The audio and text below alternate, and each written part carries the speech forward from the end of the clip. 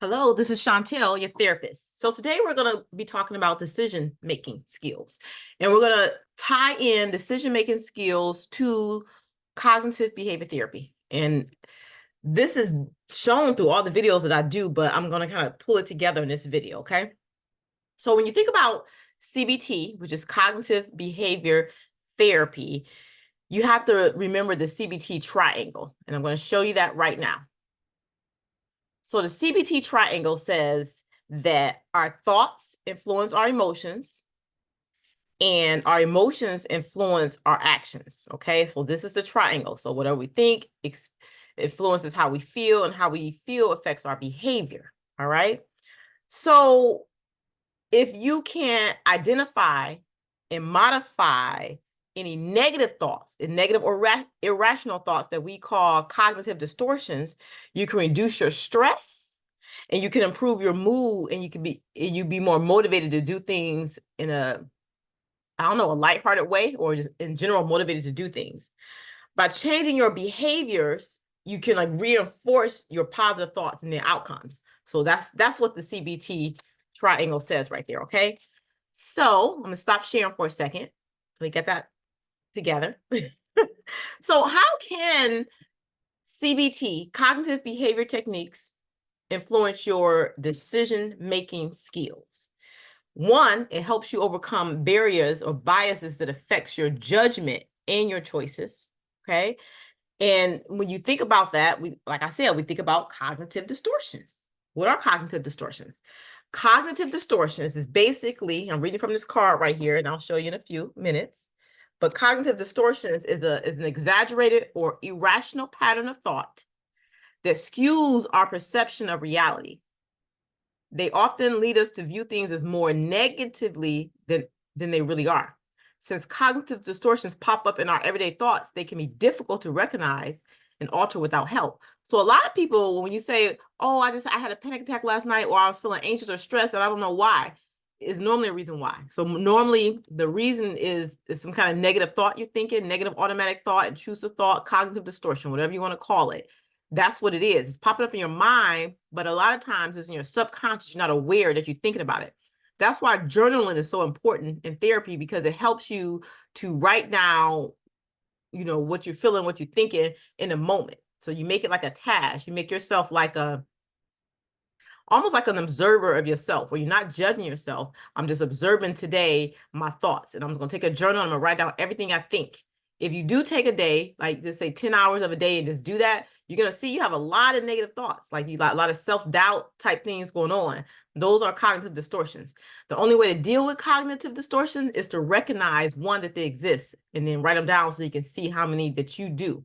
Once you can identify and recognize them, that's when you can start making change. So, you want to convert those negative to positives. And you do that through positive affirmations or Socratic questioning, where you question your thoughts to see, is there evidence to support this?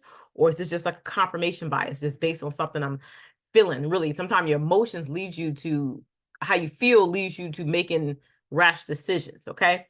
But there's several different types of cognitive distortion, and I have a separate video, and I'll probably link it here somewhere, or here, or maybe here or here, so you can look at what cognitive distortions are. But it's negative ways of thinking about things. Is several different kinds. We have cognitive biases, what if thinking, magical thinking, all or nothing thinking, which is black or white thinking. You got blaming. It's a lot of different ones. So it's more, so many cognitive distortions. Okay, so cognitive distortion is a way that our mind kind of filters through the world, but it's negative. It's not anything positive about it. So, and it's based on how we feel most of the time, instead of being rational and on evidence of what the situation is. Okay. All right. So another thing, procrastinating or avoidance can lead to missed opportunity. So we procrastinate. We got like the type of person where we like, oh, I'll do that later. I'll do it tomorrow. You put it off, and you never get it done. And then that leads to missed opportunities. So that can affect things for you. Or sometimes being overconfident and not really looking at the truth in a situation, that can cause you to dismiss evidence of something that's true. So when we think of ourselves, things that we feel or how we perceive a situation is subjective. So it's based on us, our emotions, and our experience. An objective situation is like looking outside of yourself, like being an observer. That's why I say I challenge you with being an observer for like maybe just say 10 hours in one of these days, and just observe yourself, observe your thoughts, observe how you react to things, and then write it down. Okay. And that's going to give you a clearer view of things, not judging you, but just to observe. Another thing is regret and rumination. That leads to blaming oneself and then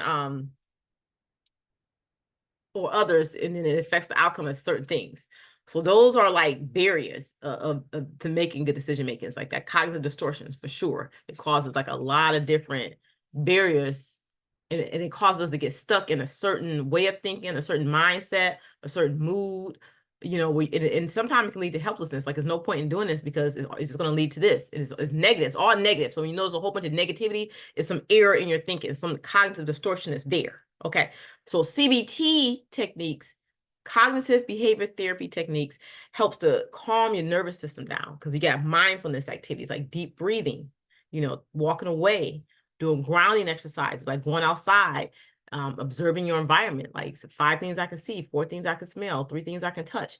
Doing things like that get your mind out there ruminating, like going a cycle where it's going over and over again, thinking about the thing that's negative. It brings you back to reality, the current reality. Okay, so those are some techniques that kind of help calm you down, or it calms you down before you make a decision that may affect you negatively. Okay, so it brings you back to center, get your emotions down to a manageable level, where that fight, flight, or freeze response in your amygdala inside your limbic system in your brain, with that brainstem in, it calms it down, where you're not in that fight, flight, or freeze. Like the alarm is not going off like, oh my God, I got to react. You don't have to react right away. You calm down so you can make a logical, rational decision about things. So using certain techniques like the mindfulness techniques help to calm you down and bring you back to center. And then you have certain things like breaking down decisions, the decision-making process, making manageable steps to get to a certain point. You know what I'm saying? So it's steps in the decision-making process, okay? When you do make mistakes, instead of looking at it as like, oh my God, and being hard on yourself, learn from your mistakes. Okay, next time I'm going to try this. And that's how you learn. Don't judge yourself. Look at it. Don't act like you didn't make a mistake. Okay, I messed up there. What could I have done differently? Then write it down. Next time I'm going to do this. Okay. All right. So cognitive restructuring is the main modality when we look at decision-making improvements in your life. We look at the cognitive restructuring, and that starts with Socratic questioning. Okay, so let me show you this right quick. Socratic questioning, here we go. I'm gonna share my screen. All right, so when you do a Socratic questioning, and this has to do with the thought process in CBT. Hold on, let me make this bigger so you can see. So let's say you're in a chaotic mode, and you're real stressed out, and you need to like calm down. You need to de-escalate the situation. So what you do is you start asking questions. You could say to yourself, what am I actually worried about? Either write it down or do a voice memo on your phone, because it has to be said out loud. Because saying it out loud or writing it on paper where you can see it is getting it out of your head on paper. Okay, so it's making you can rationalize more. Because remember, if you're in a heightened state, you're angered, sad, frustrated, confused, worried, whatever, you're functioning from an emotional state, which is an irrational mindset. So we're trying to get back online with the prefrontal cortex. So we're trying to make the prefrontal cortex that's here connect with the limbic and the emotional system that's back here. Okay, so we want those 2 parts of the brains communicating. So in order to do that, to calm yourself down from heightened emotion, write it down or do a voice memo. So you need to be able to see it, or you need to be able to hear it. That's actually using your senses to bring you back to the reality. So what am I worried about? Be real clear. What am I worried about? I don't know. I'm worried about getting an F on this test. I'm worried about paying a bill. I'm worried about what this person is going to think of me. Write it down. How likely is it that your worry will come true? And give examples of past experiences and other evidence to support your answer. So most times, your worry is irrational, and fear just feeds on fear. And once the fear starts feeding on fear, you start having bodily sensations, stomach start hurting, head start hurting, and then it's like this doom feeling coming over you. So when you write it, you say, I'm worried about getting, I'm worried about getting this F on, did I make it an F on the test? So how likely will the worry come true? I don't know. It depends. Did I study for the test? If I study for the test, it's probably like maybe a 10% likelihood. But if I didn't, it's probably like an 80 or 90% likelihood that I might fail the test. Give examples of past experience and evidence to support your answer. So in the past, has this happened? You know, has this happened before? Is it something that, you know, is likely to happen? Start writing it down. So see how this rationalize and make you get out of your emotional state and make you be more logical and smart about whatever it is you're thinking of. If your worry does come true, what's the worst thing that can happen? So let's say you do fail the test. The worst thing that can happen, my grade point average is lowered, or I might fail the class, or, you know, so the worst thing, that's the worst thing. But even so, that's not the end of the world. So you kind of getting stuff in perspective. You putting things in perspective. If your worry does come true, what is the most likely to happen?